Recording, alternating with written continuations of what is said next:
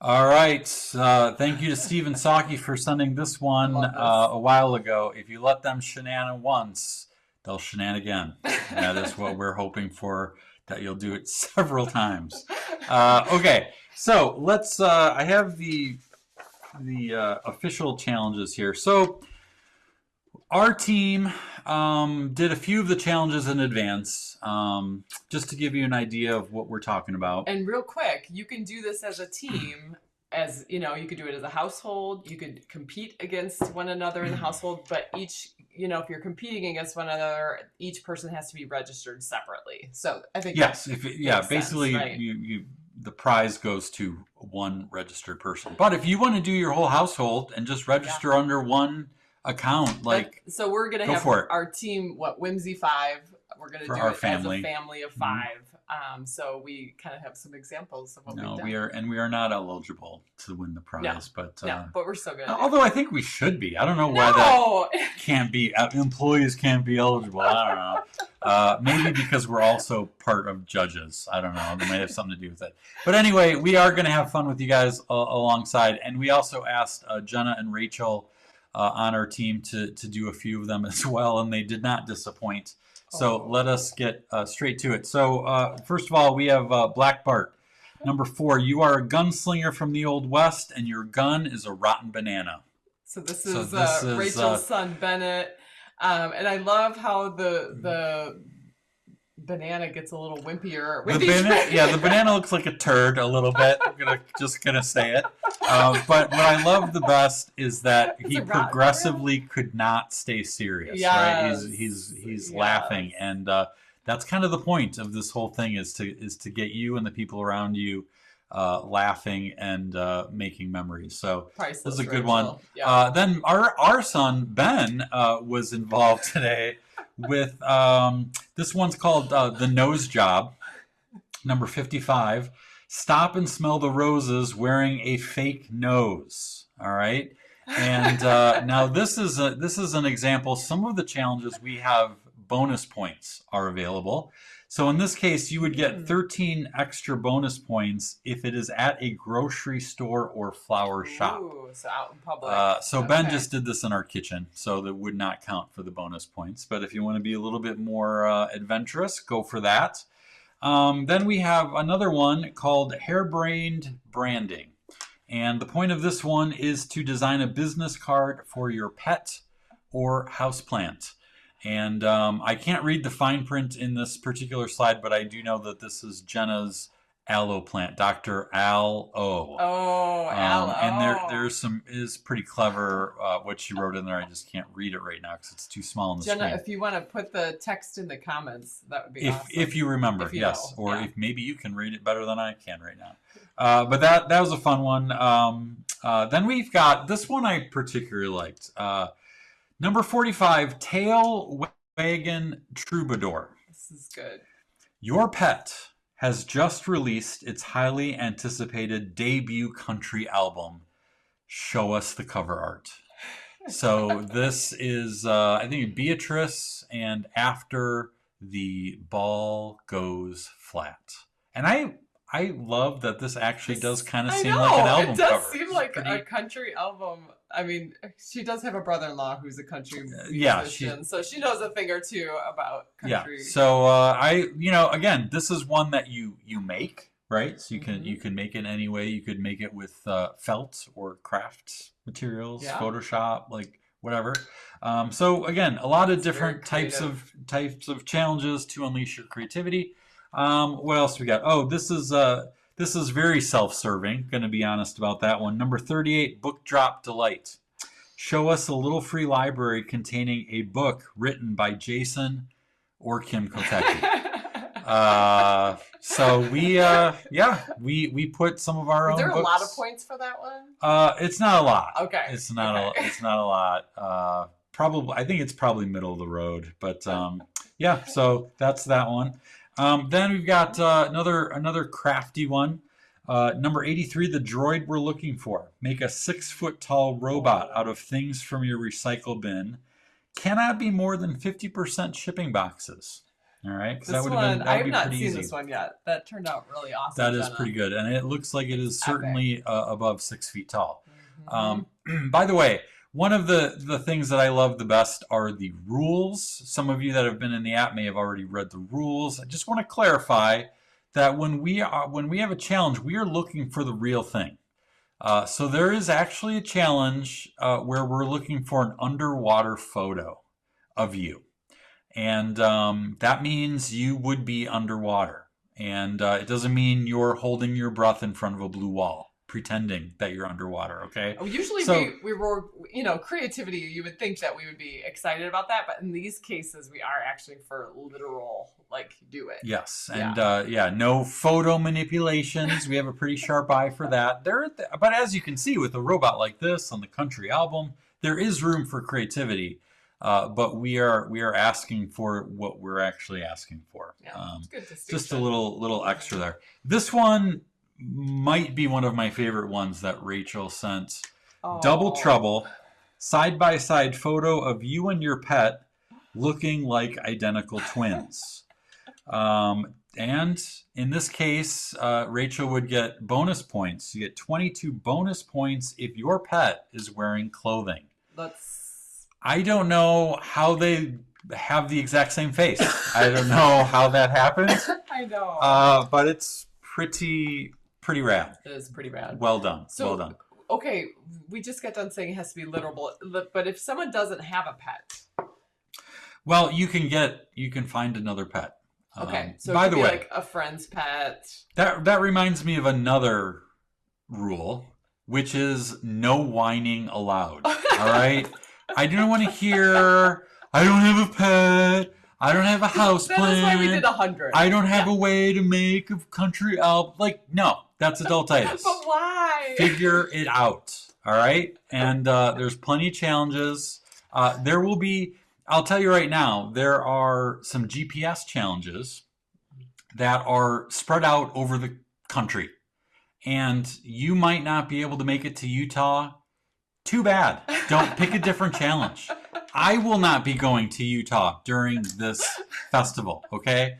By the way, the GPS challenges we set up, we have, in the Wonder and Whimsy Society, we have people who are patrons, who are like supersized, above and beyond supporters of us. And so we positioned the GPS challenges strategically near where our patrons are. So they have a slight advantage over some of the other people. Now, to be fair, these GPS challenges are not the highest number of points you can get because I didn't think it would be fair for something that, I can't go wherever. So they're a decent amount of points. Little adventures for those of our patrons. Yeah, so please do not send us any emails whining about how hard the challenge is, how it's not fair, that you can't make Jell-O. I don't care. I don't want to hear it. I can't make Jell-O either. Okay. Apparently. Do the best you can. If it doesn't work out, pick a different challenge. Okay. That's why we have 100 of them. All right. Moving on. This was fun. Okay. This one, I'm gonna say what it is first. It's called the eggplant conspiracy. This is a photo of at least 5 people making very serious faces. One of them must be holding an eggplant. That's it. All right, so we got a chance to do this at the Scram Winter Party. And when you might not be able to see it very well on the screen, but when you see it in the app, there's 5 of us here. We have a Catholic priest involved in this situation, so that's how you know it's serious, for sure. And we had a lot of fun with that one. I made it black and white to make it look even more serious. That was fun. Good when at first the priest was holding the eggplant, but then you couldn't see it. Blended it was in, the same color. Yeah. It was too close. Didn't work. Yeah. So, yeah. Okay, and then this last one we've got is you, Kim. Do you want to set this one up with your mustache one? Yeah, so you may have no, you don't know about you may have seen in the description that we said that you can also use these challenges to make a difference. So when we wrote the challenges, Rachel and Jenna wrote challenges when we were putting these all together and picking the 100. We made sure that there were a number of them that would help you make a difference in the world, make your community better, spread kindness. So this one came up and an opportunity arose yesterday. There was a blood drive. So the challenge, you want to say? The challenge is number 77, fake stash, real hero. Give blood while wearing an obviously fake mustache.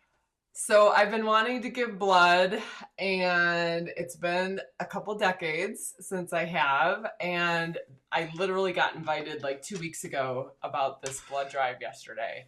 And I'm like, this is one of the challenges. I have to do this. So I knew I had to do it, you guys. I wasn't sure how it was going to go. I totally was in my own head because, like I said, I hadn't given blood, and it didn't go that well the first time I did it.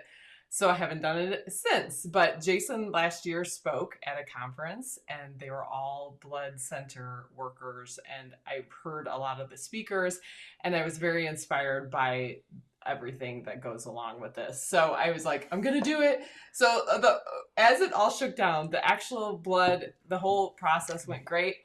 The only thing that really got me that nervous was putting this mustache on. Because everything with the needle went great, but it was just like I had to tell this lady that I needed to get this mustache on, and it was so awkward, and it was fine. And she took the picture, huh? She took the picture, and then it ended up being a really neat icebreaker, and I got to hear her story, how she got into this line of work, and it was wonderful. So it just goes to show you, I was being a little vulnerable by obviously doing this, but also by bringing this mustache and being so, weird. But then the story she told me was very vulnerable, which I'm not sure we would have gotten to that had we not had this like little exchange. So it was just a really, really cool experience. And I saved the card because I want to do it again in a couple months. So it was really good. And this reminds me of something I wrote years ago. I think it might have been in the Penguins Can't Fly book about rules that don't exist, and the idea of car dancing. And how oftentimes, a lot of us, we love car dancing, and then you get to the stoplight and you see someone is looking at you and you feel maybe embarrassed or whatever.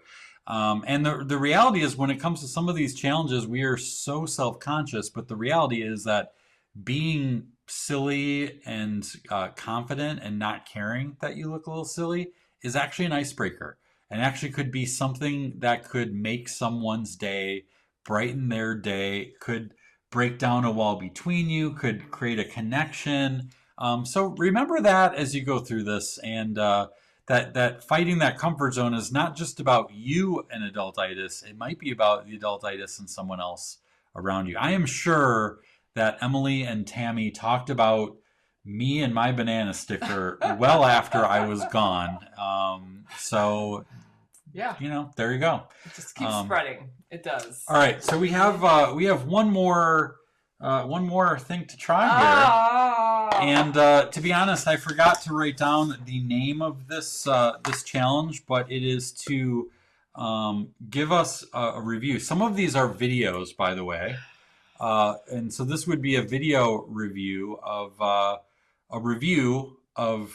baby food that's made of meat. So you can let me actually take this down. I know, Dorothy. I know. I don't know why. Why are we? And I'm gonna try not to smell it because I think that this bowl is for if I actually need to. Well, what do we got here, Kim? Well, we have. This is something I picked out at the pig. This is Gerber Mealtime for Baby Chicken, and it's very pink. Which I'm not caring for. Oh, this has Jello all over it, but I was gonna. I might need a Kleenex. So this is a little throwback for all I know. Stephen might know. Let's see. Albert is all tuckered out, but he's going to be very excited about this Sunday. Already. Did you smell that? No. Oh, it smells like chicken. It's amazing. It's a miracle. So this is a little throwback to a project Jason and I did at the beginning of our business together called the Escape Plan, and I did try veal baby food on video. It actually smells like tuna right now, so that's actually yeah, that's all right. Oh, you didn't even get it. How is it? Oh. Be honest.